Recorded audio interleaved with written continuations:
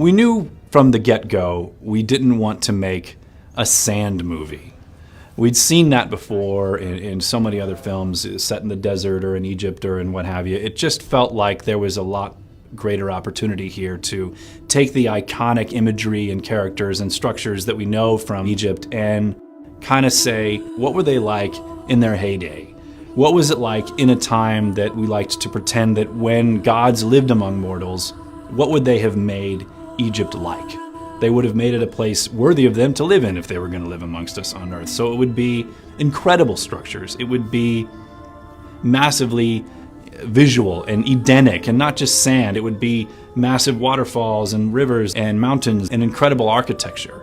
It would have green in it. I mean, we wanted color in this film. We wanted to really take people to a different place that they'd ever seen before, but yet still check the boxes of those great iconic Egyptian imagery that we've all come to know, so that when you look at the pyramids again now, when you look at the Sphinx now, you'll never see it the same after seeing this film. And the way Alex always boiled it down to, which we thought was the perfect phrase for the defined kind of the mantra of the look of the film, was think of it as Planet Egypt. And that really kind of, solidified the kind of overall look that we were trying to achieve. There's nobody like Alex Proyas who has the courage and the imagination to say, I'm going to go in there and I'm just going to recreate everything. I'm going to create a world of joy and adventure and imagination for everybody. In the initial discussions, Alex's advice to me was anything goes, let your hair down, and Planet Egypt. And the last two words is what everyone has adhered to.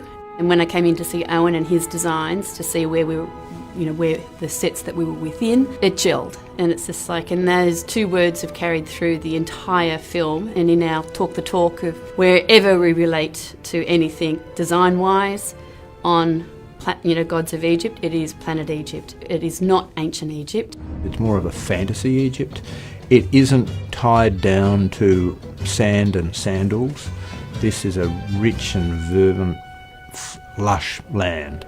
And some of the images we've now created of Heliopolis, where our story starts and finishes, it's what we all picture perhaps Egypt was in the days of the pharaohs. And if you ignored all of the sand but you went to where they lived in probably some splendour and comfort, that's our kind of Egypt, but it's 100-fold. Our city is somewhat based on an idea I had when I saw the Parthenon in Athens years ago. It's on a big hill and there's another hill and another hill. I thought, well, what if we had 5 hills that made up Heliopolis? And we'll join those with like roadways or archways or like viaducts almost, but ones that you could walk upon. And then a central point has to be, we'll have a statue of Osiris, I thought, to start with. And I thought, no, we'll make it Ra, because that's our sun god. And so all these things sort of start to go across. And people start to do illustrations of my little sketches, and the town starts to take place, and Alex reacts to it well, the producers act to it and go, oh wow, this is kind of where we want to go and how it should feel. And it's never an instant process, it's bit by bit, and people start to do more work, and we come out and we start to establish where we're going before we say. While we were doing that, we were working with some people in America, the Aaron Sims Company, and they were developing up our characters, because we have a set character. And for a long time we had a really good-looking set, but for Alex he just wasn't ferocious enough or terrifying enough. It had to be something out of your dreams, or your nightmares. And eventually we came up with this sort of cross between a crocodile head and a aardvark, which the real set character is, and then we had something that really started to work. We then did Horus, who is a man, our Nikolaj, who has to transform into this sort of almost biomechanical bird man, a man with wings. And then you go through this process of, well, should he have bird legs or should he have human legs? And in the end we decided, no, he should be a man with the falcon head and the wings. And all of those processes, they feel like so much now at the end of the movie that you wish you knew at the beginning of the movie, but then it wouldn't be as much fun making it. Let's roll! So one of the most complicated things about shooting this movie is we're shooting the entire film on soundstage in a sea of blue screens. So every single location that we're in, every world that our actors are acting in is being completely fabricated from ground zero. Every day, our actors come in, look at artwork and previs designs of what the scenes will look like, and have to kind of go on that journey in their heads when they're on stage performing. I'm sorry I'm late. Shit.